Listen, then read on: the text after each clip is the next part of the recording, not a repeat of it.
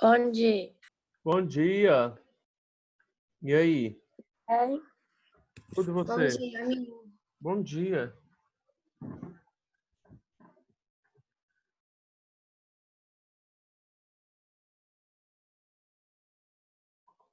Tudo bem com vocês, né?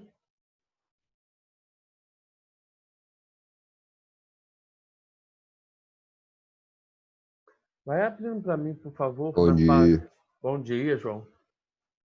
Vai abrindo aqui na página. Bom dia, Camila. Bom dia, Maria Eduarda.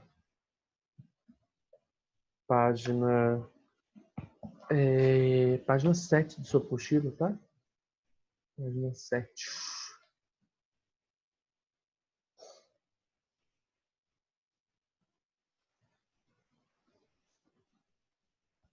Esperar mais esse povo entrar.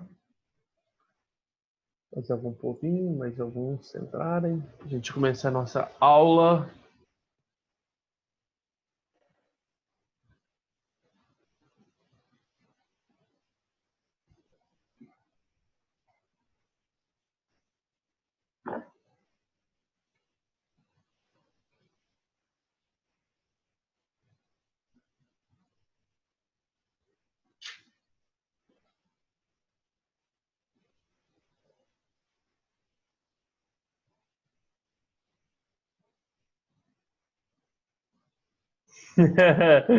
Então, ai, Nina. Bom dia para você, Nina. Bom dia, Lívia. Bom dia, Maria Eduarda. João Vitor. Lívia, Júnia, Nina. Ai, a Nina, Maria Clara, Ana Clara, Camila. Bom dia, amigo. Bom dia, Vinícius. Bom, né? Bom demais. Então tá bom. Ana Clara tá presente, não tá? Presente. Ana Clara Couto. Ana Flávia. Nossa, acho que eu tirei a Ana Lívia. Presente. Ana Júlia. Augusto. Napoleão. Augusto Nunes. Camila de Castro. Ué, tá presente? Tá, né? Ela desligou o microfone, mas não falou nada. Camila de Castro. Carlos Eduardo. Presente. Daniel Mendonça. Diogo. Gabriel Carlos. Gabriel de Oliveira.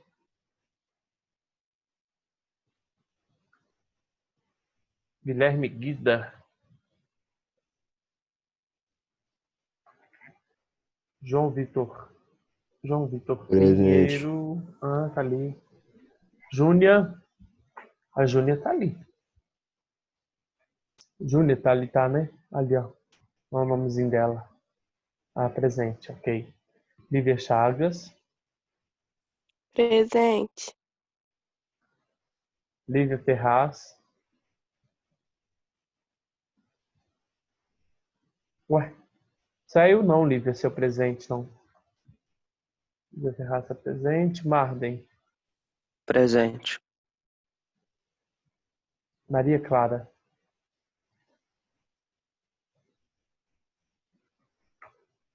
Maria Eduarda. Presente. Ô, Maria Eduarda. Mariana. Maria Eduarda é minha aluna desde de filosofia, já desde o sexto, não, do sétimo ano, foi, né? Mariana Lacerda. Presente. Mariela.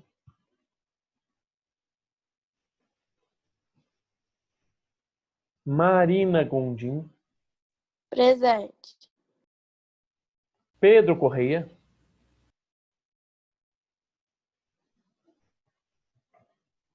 Pedro Henrique.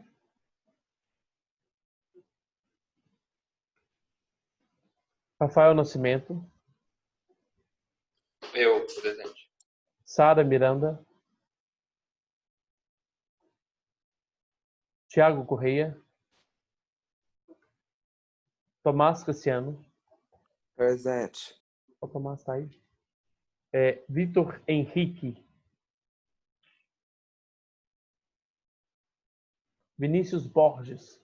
Presente. Quem mais entrou agora? Olá, mim. Meu nome é o segundo e eu entrei agora. Ana Clara. Peraí. Ana Clara. Ok, Ana Clara. Ana Clara, ok. Quem mais? Eu Quem? entrei agora. Pedro. Guilherme Guido também. Guilherme Guida. Guilherme Guida. E Pedro. Pedro o quê? Pedro Quadros. Engraçado. Assim, você sabe que eu tenho uma dificuldade muito grande, né? Com o nome e com o rosto, né? Aí eu sei, quer dizer, eu tive pouca aula com vocês. Aí vocês não entram com foto, eu não lembro mais do rosto de vocês, vocês acreditam? É até pecado falar isso. Mas eu não lembro. Eu lembro de pouquíssimas pessoas. Assim, acho que se eu ver a foto, eu lembro quem que é, mas assim, vou colocar foto, gente, para ver vocês, para relembrar quem que é. Diogo Dias. Diogo Dias. Ok.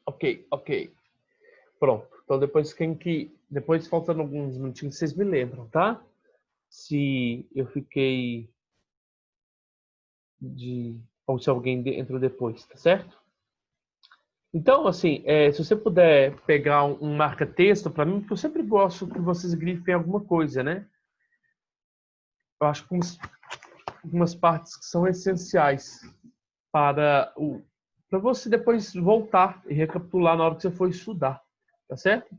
O Rafael deve lembrar. Rafael, eu li essa parte aqui já, né? Que aquele dia eu pedi para você ler alguma coisa para mim, não lembro o que foi. Acho que foi isso. Não tenho certeza Foi, né? não, mas Eu li, nós lemos a introdução e o capítulo 9, não foi? Essa introdução aqui, ó. Ah, não, bobeira. Quando faz isso assim, não aparece, eu esqueço. Essa introduçãozinha aqui, né, da unidade 4, né? Sim, eu li isso aí, eu lembro. Só ter grifado. Eu acho que foi isso aí. Eu acho que então vamos dar outro passo hoje, né? Então vamos dar um passo hoje para o chamado humanismo, né? O chamado humanismo renascentista, né? Ou o que é o humanismo em si, tá? Então, se você puder pegar um marca-textozinho aí, né? Gente, toda vez que eu apanho que raiva, eu apanho esse aqui toda vez. Eu não acredito que eu fechei ele. Fechei. Toda vez eu apanho desse poliedro aqui. Ai, deixa eu abrir aqui, vamos começar.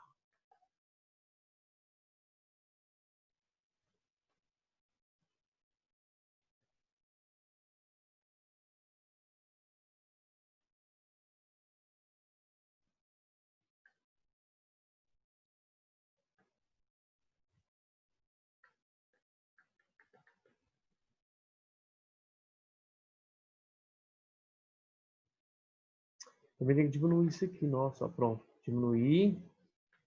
Eu peço aqui no cantinho. Tá. Então, ó, para a gente relembrar, nós estamos numa passagem, nós estamos num momento de transição, né?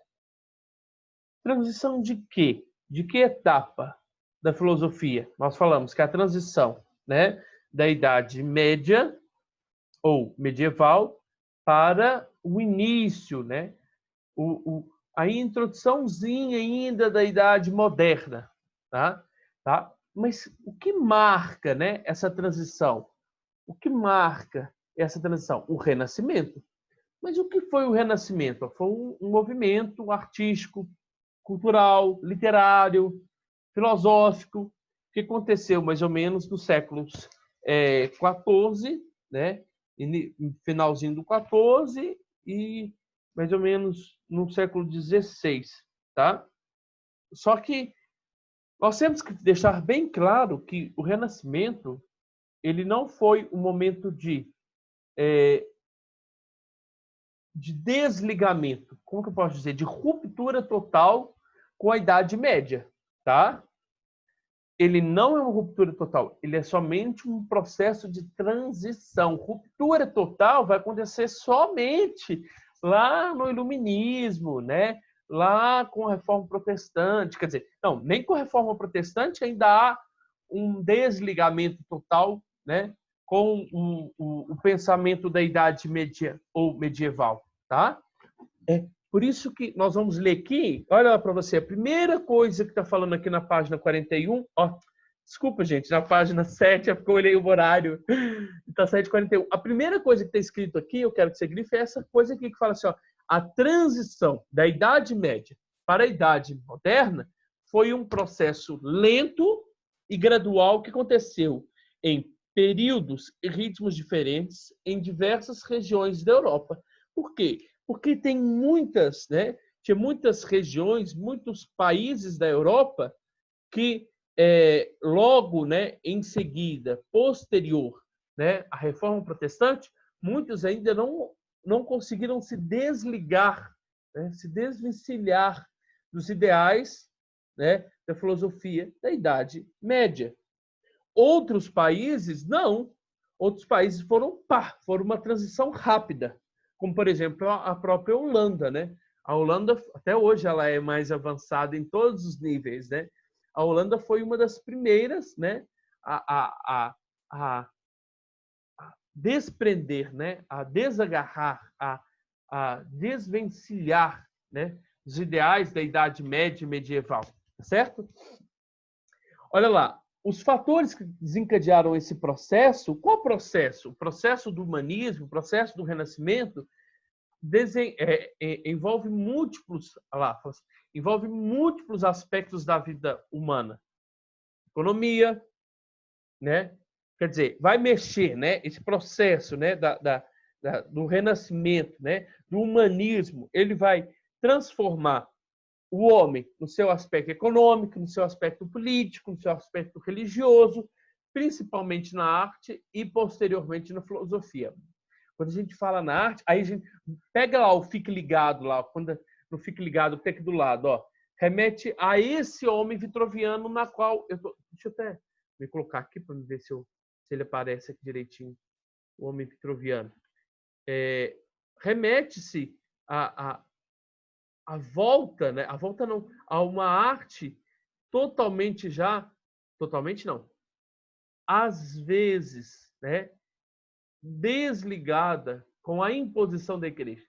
Por que às vezes? Porque você vai ver que de 1500 a 1600, mais ou menos, tanto o autor principal, o pintor principal, que é o Leonardo da Vinci, ele ainda pinta obras relacionadas à igreja. Mas olha para você ver, essa primeira obra, que é o Homem Vitruviano, ela remete-se, então, à nova postura de quem? Do homem. Aonde? Na história, tá? Olha para você ver, por isso que ele está no centro, Olha lá, no Fique Ligado, o desenho de Leonardo da Vinci que abre essa unidade, representa o ideal renascentista, na obra de arte, tá? Do equilíbrio, da beleza, da harmonia, da proporção, que está presente no corpo humano, mas está presente no corpo humano, ou o corpo do homem, o corpo da mulher é harmonioso, sim, mas não é só a harmonia. Eu estou falando dessa centralidade e desses círculos que estão em volta, que representam, então, o cosmos. O homem é o centro do cosmos, tá? O homem é o centro de todas as coisas a partir de agora, tá? Aí vai falar assim, nesse capítulo vamos considerar os elementos intelectuais, dessa transição. Não está falando dessa ruptura, dessa transição e procurar entender o que pensavam os homens que viviam como parte do movimento renascimento, como parte de um movimento de renascimento que é o retorno, então, dos ideais greco-romanos. Então, renascimento significa o retorno, o renascer, o resgatar dos ideais greco-romanos. Então quer dizer, professor, que os filósofos daquela época eles bebiam, eles liam e ficavam alucinados só com os gregos e romanos? Não.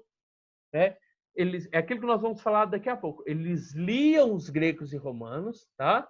Só que eles não copiavam os gregos e romanos, não. Eles tinham uma atitude crítica, reflexiva acerca daquelas obras. Uma coisa que na filosofia da Idade Medieval, os gregos e os romanos não foram lidos. Foram lidos somente pelos padres da igreja, que tiveram um olhar teológico em cima daquelas obras.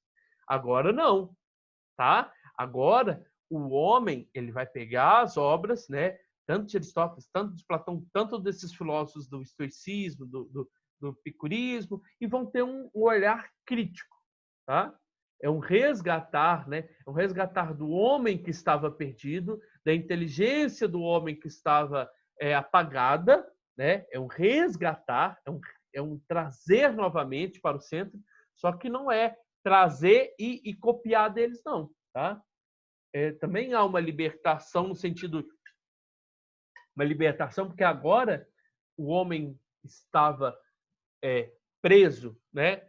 Preso às amarras da igreja, no sentido dele não pensar, e agora ele se torna um homem livre, né?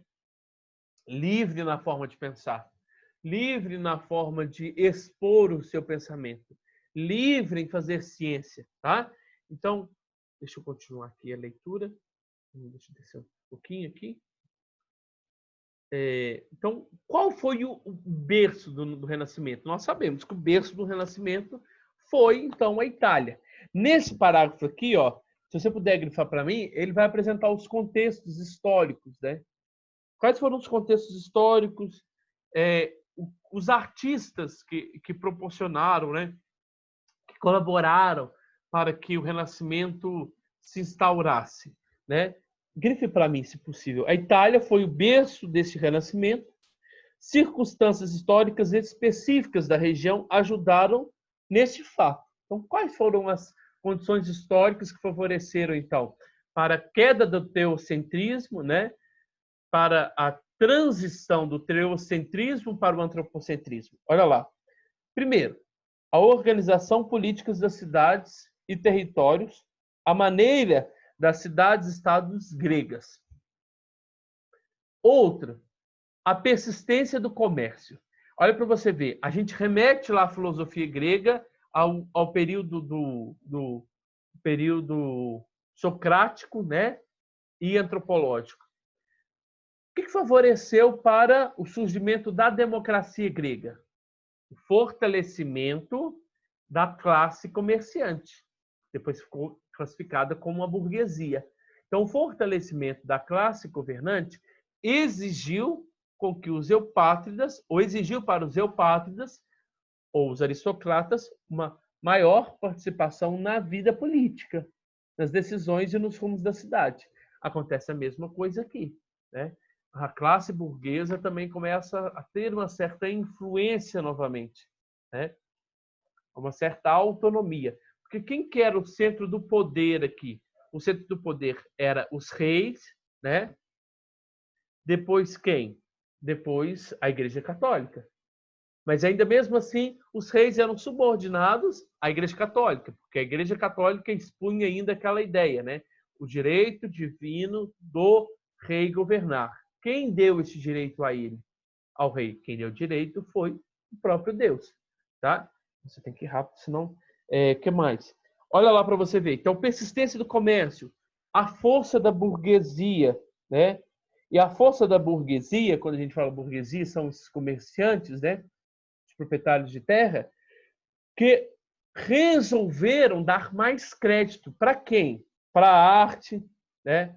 Para a cultura, né? Investiram na arte e na cultura, né? E aí, dentro desses contextos históricos aí, vai surgir, então, grandes pintores, grandes artistas. Olha lá, vai falar assim, ó, olha lá, os primeiros literários, né? Como Petrarca e Boccaccio, os primeiros artistas plásticos, né? Se você já estudou isso aqui em arte, você conhece. Michelangelo. Quem é o Michelangelo? Michelangelo é o responsável pela Capela Sistina, né? Onde é feita a eleição do Papa, pela Virgem Pietà, que fica lá na entrada da Basílica de São Pedro, Donatello, Leonardo da Vinci,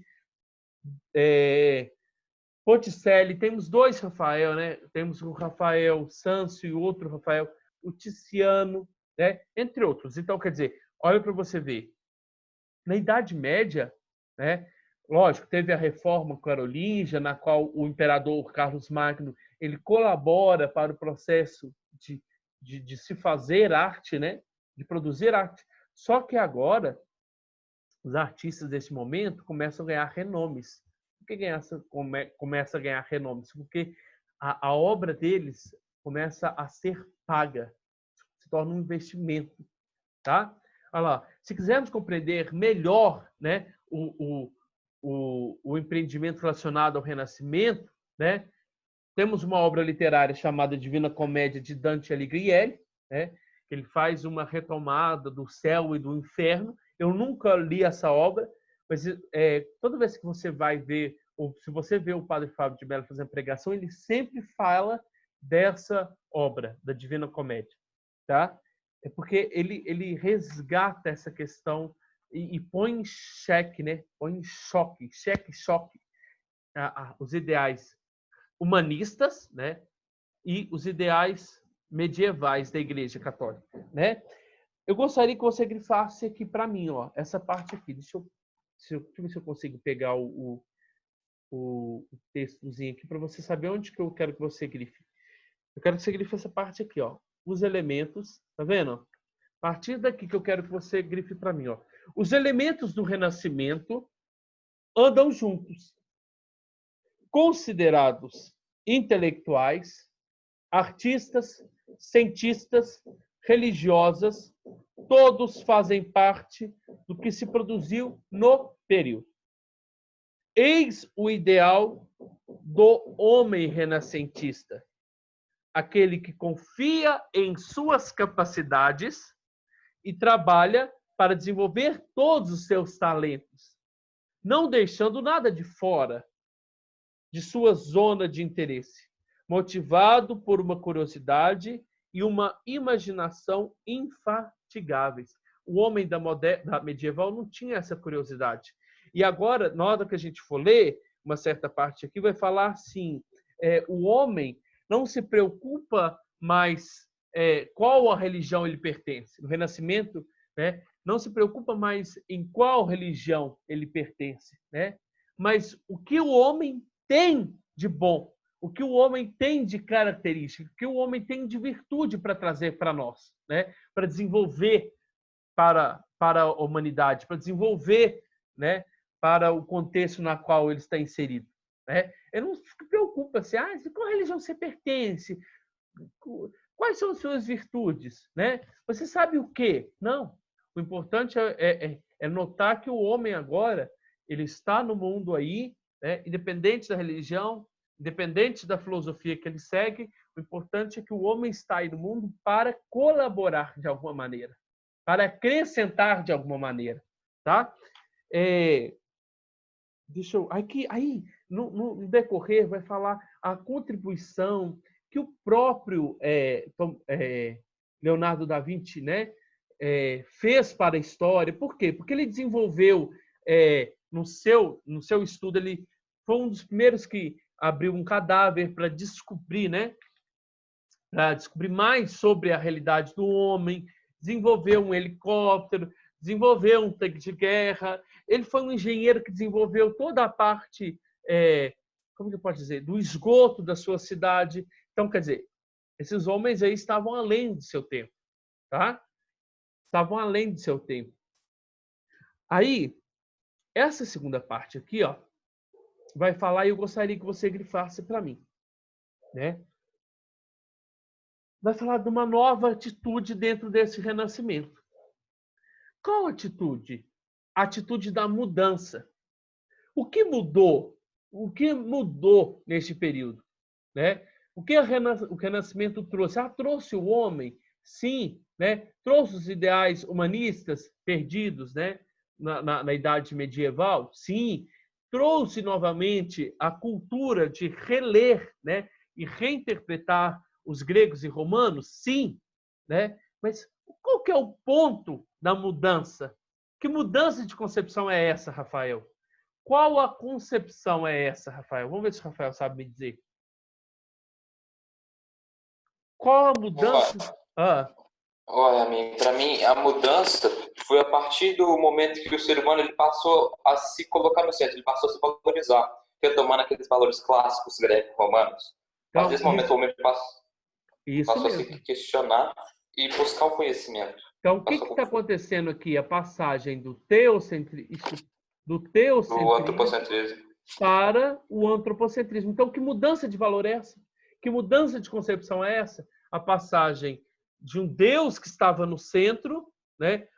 Quer dizer, quando a gente coloca um Deus no centro, na realidade, quem é a representação do Deus? É a própria igreja. A igreja como fonte do conhecimento que estava no centro para o homem, um homem agora autônomo, independente, libertador ou libertado, né? Então, grife para mim, essa atitude, né? Essa atitude só foi possível em razão de uma profunda mudança de concepção, né?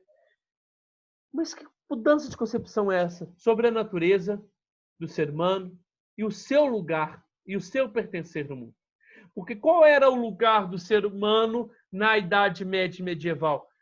Preso, subordinado ao pensamento da igreja. Tudo que você fazia, tudo que você falava era pecado, né? Então, para a gente entender um pouco essa concepção, essa mudança, né, é interessante entender qual a visão do mundo medieval. E aí, quando ele vai fazer essa citação, ele fala o seguinte, olha lá para você ver. O mundo dos católicos, né, era esse cosmo aqui, né, era harmonioso, era perfeito, era ordenado, era finito, né?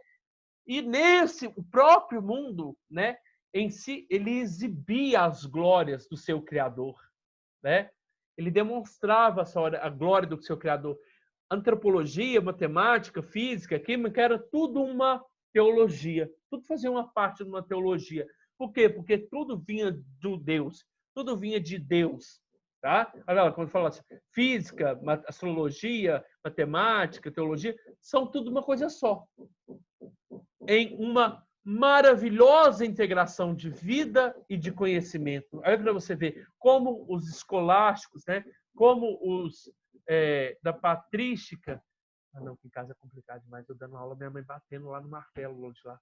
Como a patrística, né? Como a escolástica conciliaram a fé com a razão, né? Fazendo com que a razão se tornasse fé, né? Olha que interessante.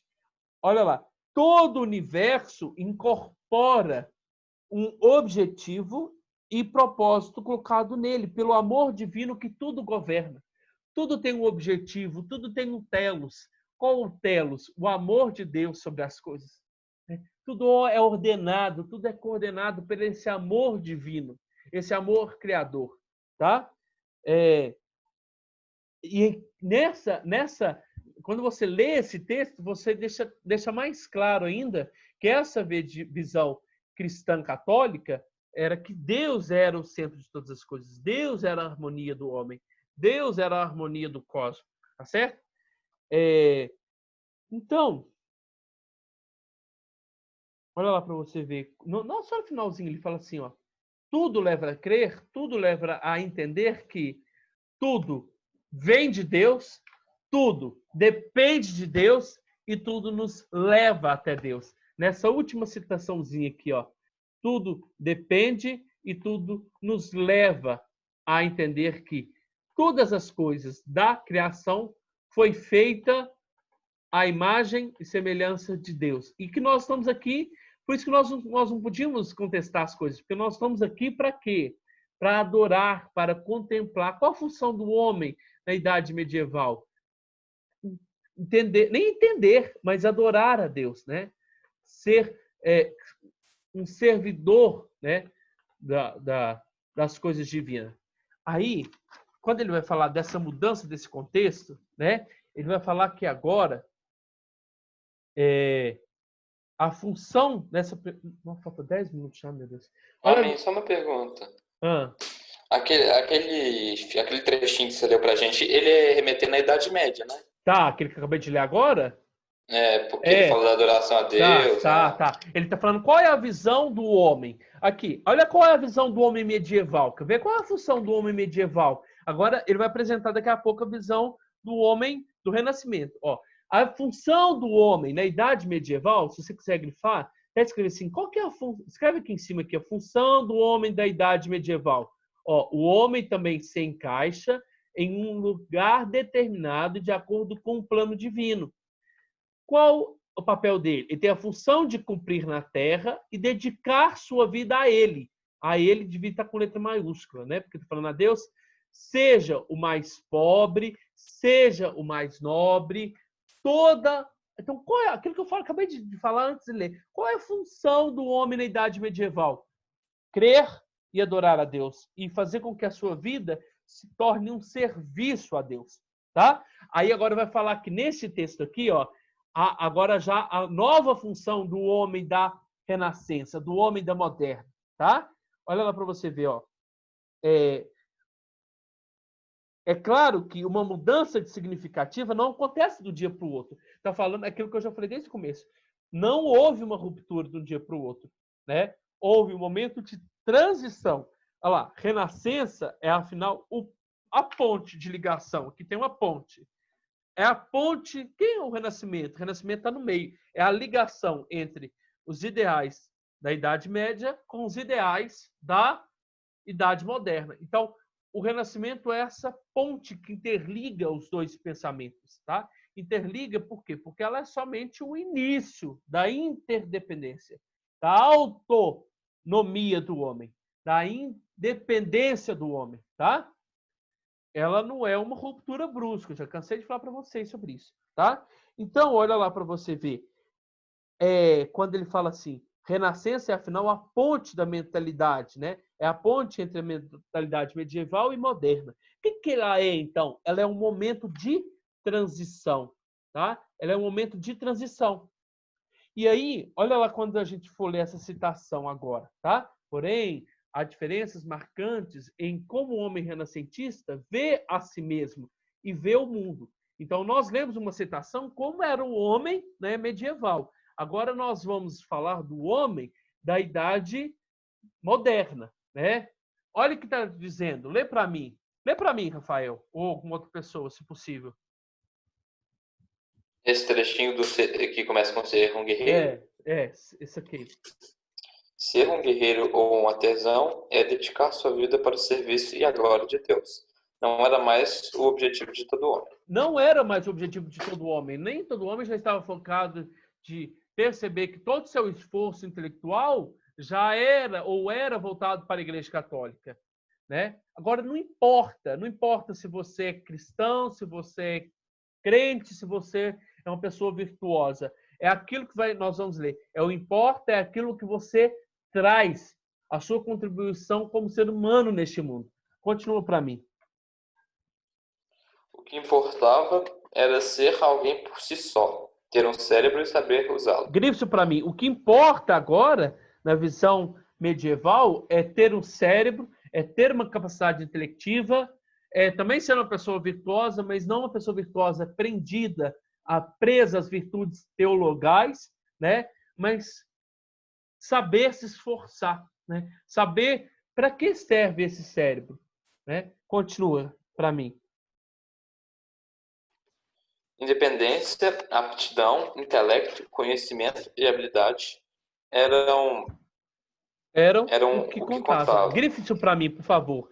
E coloca, se você puder puxar uma setinha, coloca quais são as características do novo homem? Independência da igreja, né? Independência do pensamento cristão, aptidão física, né? Aptidão por isso que nós vamos falar que eles vão voltar muito, não somente, olha aqui, na medieval, né? Está ligada mais à contemplação, né? Na moderna, está ligado à contemplação, mais uma nova característica. Qual característica? A ação, o agir do homem, tá? Ó, aptidão está ligado a essa questão que eu falei, o agir do homem, o trabalhar do homem, intelecto, né? Intelecto, sim. Conhecimento, sim. Habilidade eram o que contavam, né? Era o que mostrava, era o que fazia o homem ser diferente. As pessoas agora não perguntavam mais, primeiro, o que era a sua classe, né? Você era da nobreza? Você era da Igreja Católica? Você era um padre? Qual é a sua profissão? Qual a sua religião? Qual país você veio? Não. Eu não quero saber da sua influência, da sua consanguinidade, da sua nobreza. Eu quero só saber o que você tem para me mostrar. Né? Quais são suas habilidades? Tá vendo? Tá entendendo? O homem da idade medieval, ele não era literalmente homem, ele era somente um servo de Deus. Ele era um servo da monarquia, ele era um servo dos poderes. Não! Agora, o homem da moderna, ele é um senhor de si mesmo, né? Ele está independente, tá? Então, olha lá, só para a gente finalizar, né? Ele vai falar, e eu gostaria que você grifasse. No ponto de vista intelectual, a grande influência sobre essas transformações cabe ao desenvolvimento do humanismo. O que é o humanismo? Um movimento, grife para mim, que propunha a valorização das capacidades humanas, que se apoiou na redescoberta do pensamento da antiguidade greco-romana. É uma redescoberta, tá? Por que uma redescoberta? Porque o próprio Aristóteles, o próprio Platão já convidava o homem a sair da mesmice, né? A se libertar Porque, por exemplo, você vai entender que quem trabalhava lá para os gregos, quem trabalhava era somente os escravos, né? O homem livre tinha que ter seu tempo dedicado para o quê? Qual o seu ócio para o quê? Para a contemplação, né? Para a contemplação, para a praça pública, para debater os ideais, tá? Então, gente, presta atenção. Quando a gente fala uma redescoberta dos ideais, né? Os ideais humanísticos, né?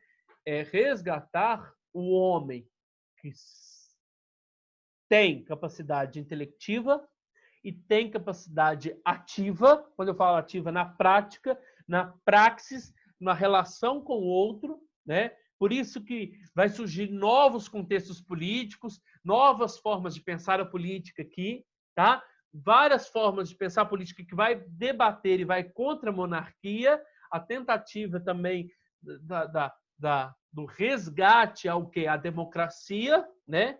E também, o que mais aqui? Uma libertação, então, da fonte ou da influência da Igreja Católica, tá? Eu gostaria que vocês também grifassem só essa parte aqui, ó, que está falando assim, ó, muitos humanistas, no entanto, igualam a fé e a virtude e vão em direção a uma espécie de universalismo. O sábio virtuoso é bem-aventurado, quer ele saiba que Cristo é Salvador ou não. Então, qual era a visão medieval? Que o Rafael é católico? É. Então, o Rafael, ele é uma pessoa virtuosa. Quando a gente fala virtude, a gente acrescenta a justiça, a bondade, a temperança, todas essas características. Agora, neste momento, não importa se você é cristão, se você é isso, se você faz parte da monarquia. Virtuoso é todo aquele que, independente do seu credo, da sua posição hierárquica dentro da sociedade, é aquele que mostra o que é, né? Que mostra suas capacidades. Vai acabar minha aula. Ai, meu Deus. Eu gostaria que você também grifasse essa parte aqui, ó. Quando ele fala, os renascentistas tinham muito mais à disposição e, assim como na Idade Média, houve um profundo esforço de coleta e tradução das obras recém-descobertas. Só que o que ele está falando para nós? Os renascentistas se esforçaram para quê? Para resgatar, né, novamente